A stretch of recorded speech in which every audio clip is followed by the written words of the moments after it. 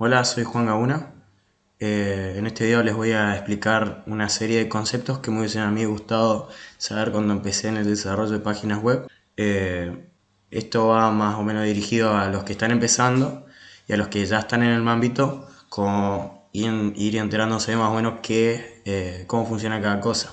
Por lo menos lo que vamos a utilizar más a menudo en el desarrollo de una página web. Esto es importante porque nosotros cuando desarrollemos tenemos que saber qué es lo que estamos haciendo con el código, qué estamos escribiendo. Por dos cosas, por una serie de varias cosas, pero dos en específicas que son muy importantes cuando desarrollamos, que es la soltura a la hora de escribir código. Que escribamos tranquilos, que escribamos sabiendo qué estábamos haciendo, y otra es porque nos va a permitir resolver problemas más rápidamente, también es muy importante porque imagínate que tenés una semana para crear una página web y te pasaste todo un día entero viendo qué era un controlador. Entonces, si nosotros ya sabemos esto de antemano, ahorramos tiempo, codificamos con soltura, sabemos qué estamos escribiendo y dónde puede estar un posible error. Lo primero que vamos a ver dentro del desarrollo web es el routing. ¿Qué es el routing? Básicamente la base de una aplicación. El routing se basa en la creación de endpoints en nuestra aplicación, que básicamente los endpoints son puntos finales, como dice el nombre, puntos finales donde el final de eso es un recurso. Básicamente nosotros vamos a acceder a recursos para que surja un efecto dentro de nuestro software, de nuestra página web. Que todo matecito. Nuestros endpoints se van a establecer en base a métodos o verbos HTTP, que si nosotros nos damos idea, cuando nosotros navegamos en internet lo hacemos mediante el protocolo HTTP. Enviamos, recibimos y así mediante peticiones HTTP. Por ejemplo, cuando nosotros estemos por acceder a Google, cuando entramos a Google, hacemos una petición HTTP con un verbo en específico que es el get. Cuando en YouTube nosotros, no sé, hacemos acá en este video, hagamos un comentario.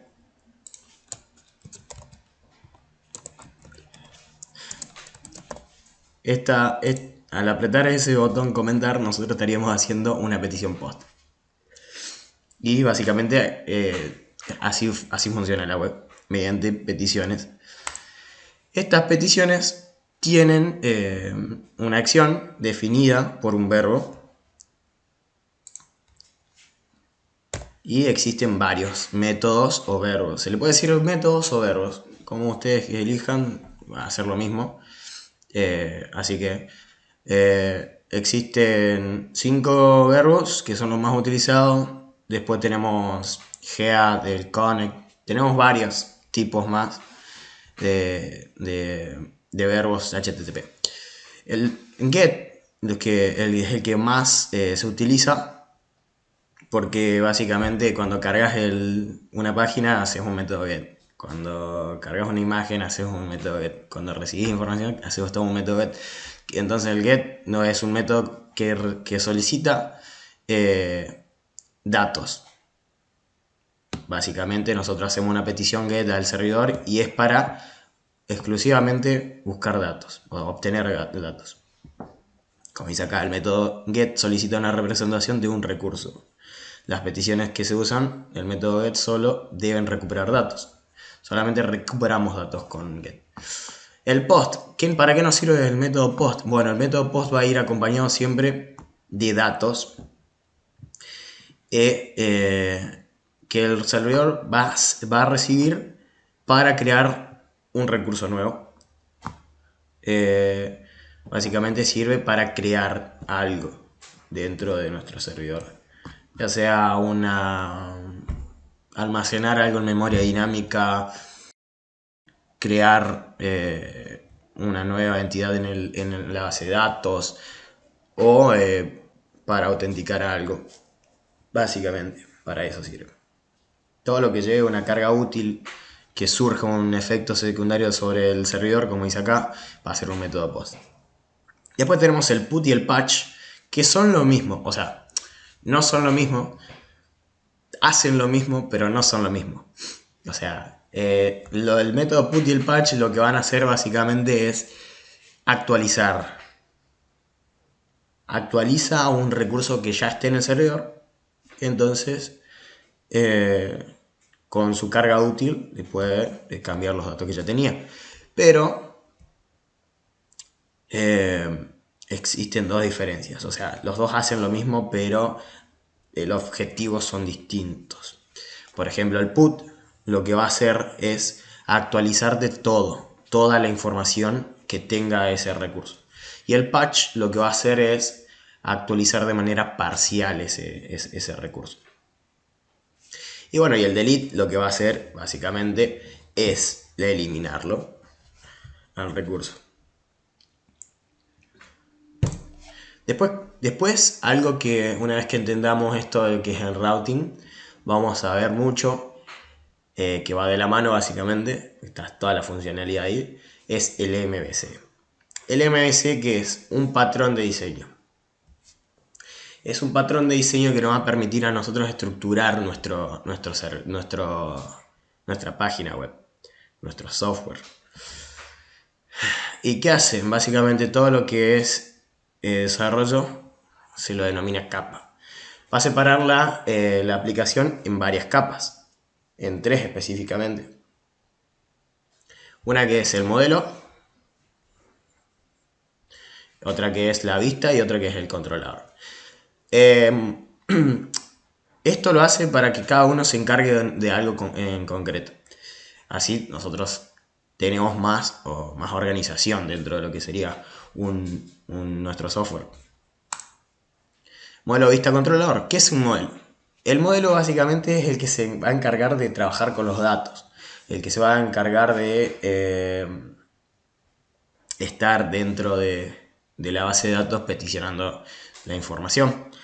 Y básicamente nos va a permitir hacer los típicos select, updates, los insert, los delete, el listado de todos los datos.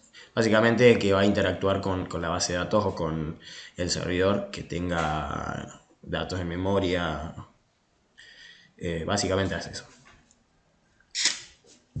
Después tenemos la vista. Las vistas básicamente es lo que ves gráfico de la página web. Y casi siempre va a tener datos del modelo. O sea que la vista y el modelo van a estar ahí relacionados. No todo de la vista va a ser datos del modelo.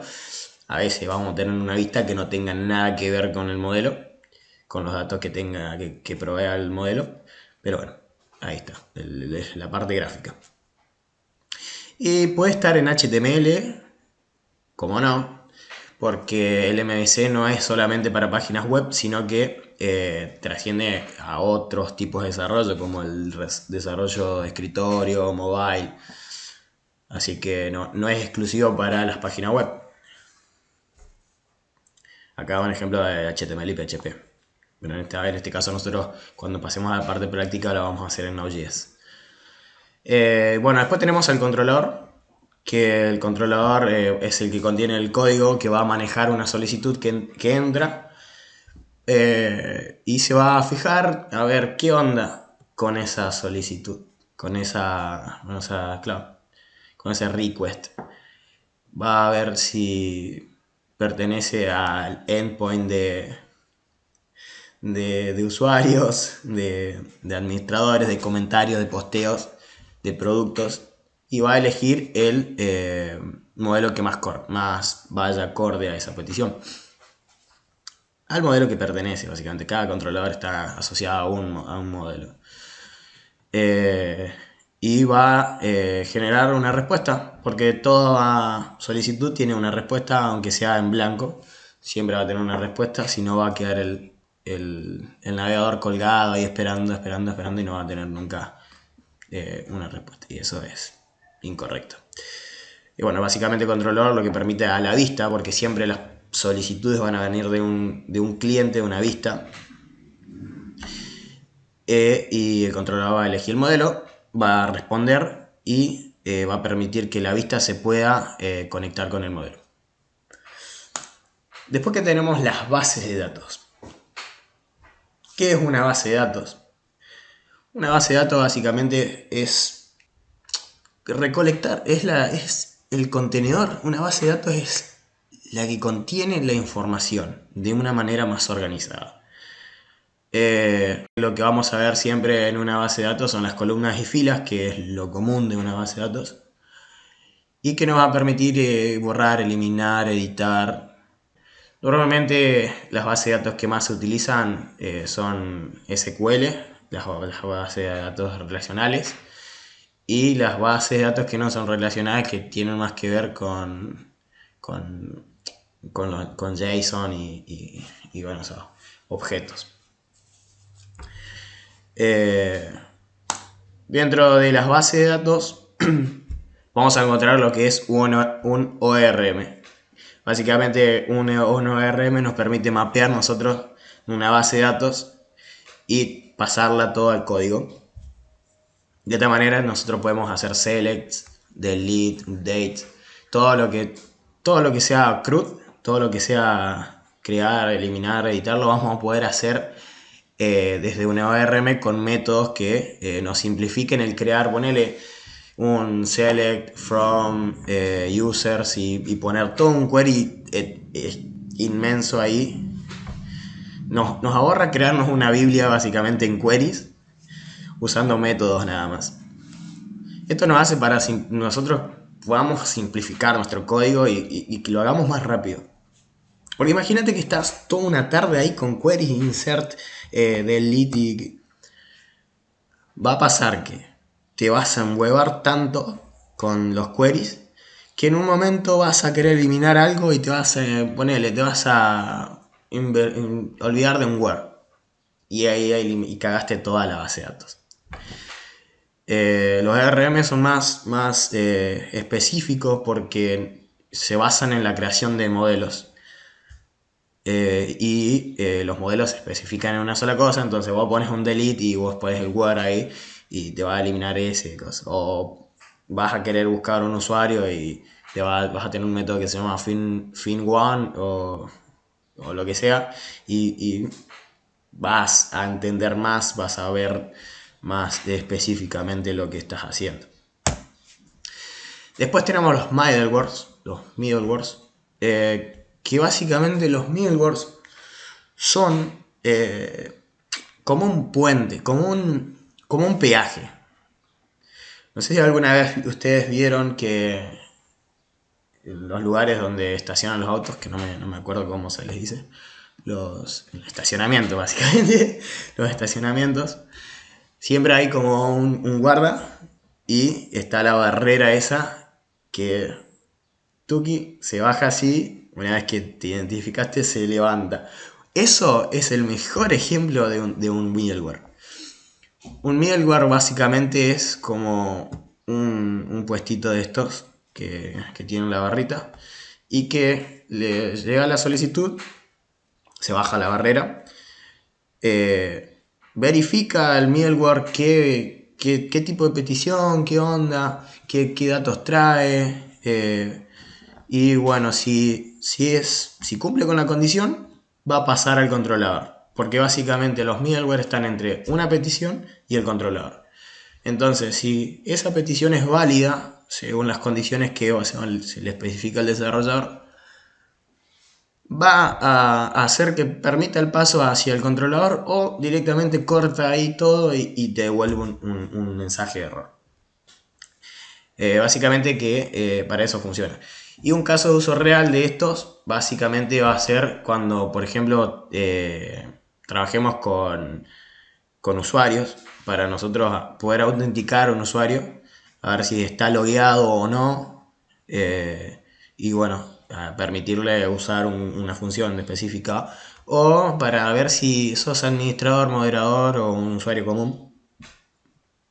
Todo esto va a permitir restringir ciertas zonas también del software.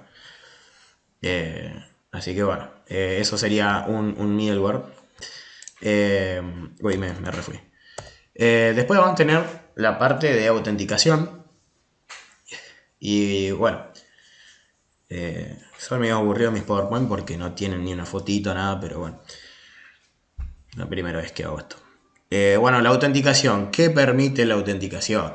La autenticación lo que nos va a permitir, como ya sabemos, es determinar la identidad de alguien dentro de nuestra aplicación, de nuestro servidor, de nuestro backend.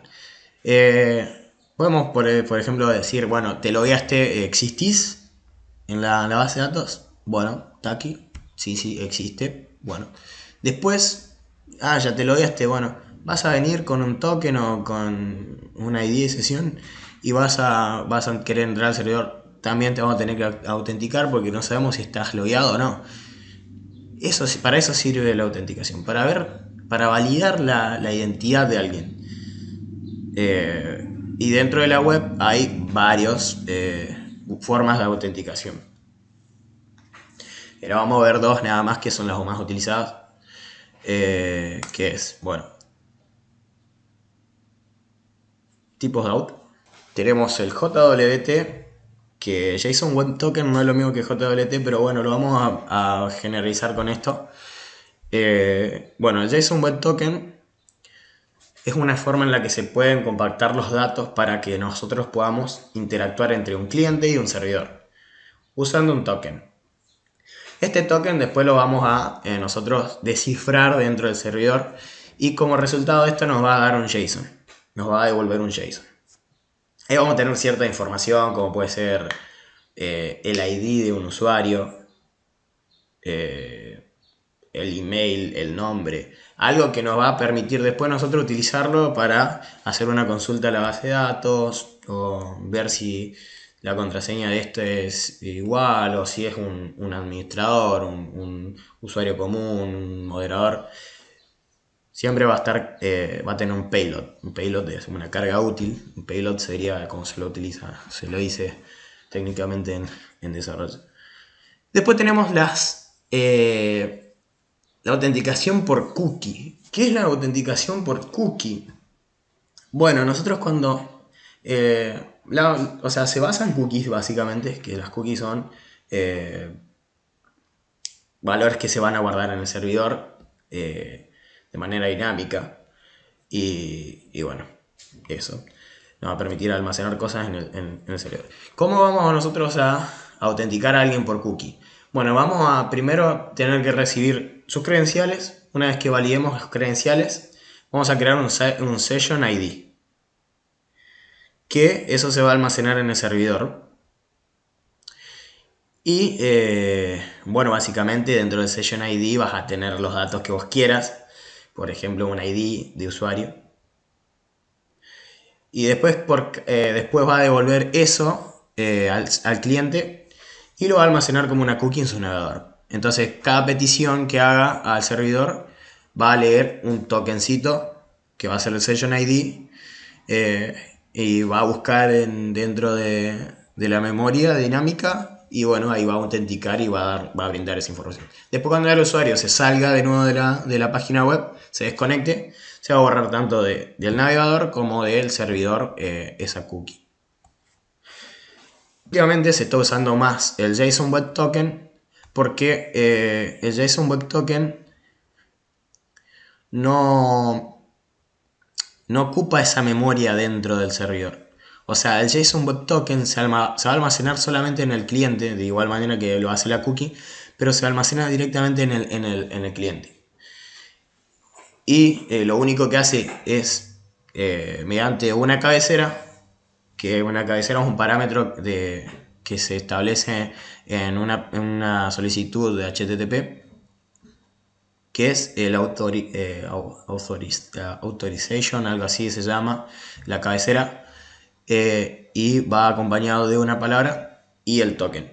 Entonces eso llega al servidor y se codifica eso y bueno, obtenemos lo que dice acá, que generalmente cuando se codifica un token se retorna un JSON. Vamos a obtener ese JSON sin haber tenido que almacenar un session ID dentro del servidor.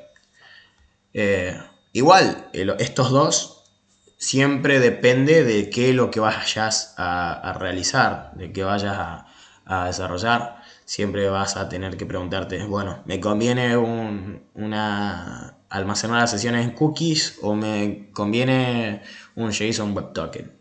Eso lo vas viendo vos en el desarrollo. Pero cuando hagamos la parte práctica vamos a usar JSON Web Token porque a mí me gusta. Y por ahí es más interesante aprender esta que esta, pero siempre tengan en cuenta que se puede usar una cookie.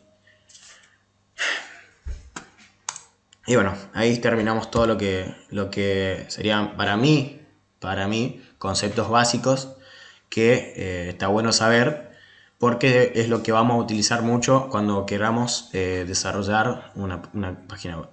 Después de este video vamos a hacer una parte práctica en la que vamos primero a ver lo que es el routing, cómo crear las rutas, cómo establecer cada ruta a un verbo HTTP. Después vamos a ver lo que es MVC, cómo crear un controlador, cómo crear un modelo. Y vamos a ver cómo generar una conexión a la base de datos, cómo crear una base de datos. Después vamos a instalar un ORM, que el ORM que vamos a instalar, que vamos a usar es Sequelize, porque vamos a utilizar Node.js y Express. Y después vamos a ver qué es un middleware, y acompañado de esto vamos a ver la autenticación. Por mientras nosotros lo que vamos a hacer, el modelo que vamos a desarrollar de página web se va a dividir en backend y front. O sea que vamos a separar las lógicas, que es del backend al front. Vamos a hacer un cliente y vamos a tener un servidor.